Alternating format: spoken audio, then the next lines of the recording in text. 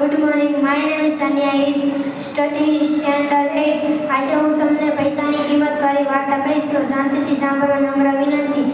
એક મોટો વેપારી હતો. તેને એકને એક દીકરો હતો. તેને ખુશ રાખવામાં કઈ કામે આવવા દેતા નહીં.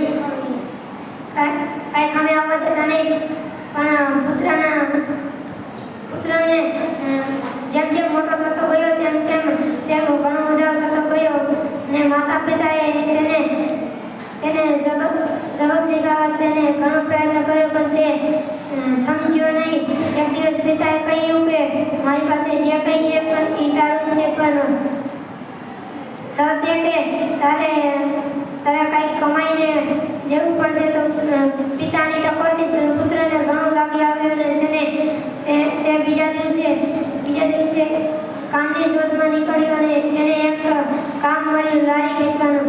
એક ગોડાઉનમાંથી બીજા ગોડાઉનમાં અનાજની બોરીઓ લઈ જવાનું કામ મળ્યું અને રાતભર મહેનત કરીને એને 1 રૂપિયો મળ્યો. સાંજે પિતા પાસે જઈને 1 રૂપિયો દીધો અને ઘરની પાછળ એક કૂવો હતો. પિતાએ તેની નજરની સામે જ કૂવામાં રૂપિયો નાખી દીધો અને થોડાક દિવસ એમ જ ચાલતું રહ્યું ને એકવાર પુત્રએ પૂછ્યું કે પિતા, તમે આ રીતે કેમ કરો છો? મારી કાળી મજૂરીનો રૂપિયો તમે દરરોજ કેમ કૂવામાં નાખી દો છો?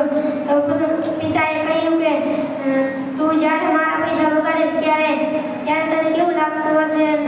ત્યારે પુત્રને સમજાયું કે પુત્રએ કહ્યું કે સોરી પપ્પા, આજ પછી હવે કોઈ દી આવી ભૂલ નહીં થાય. Thank you.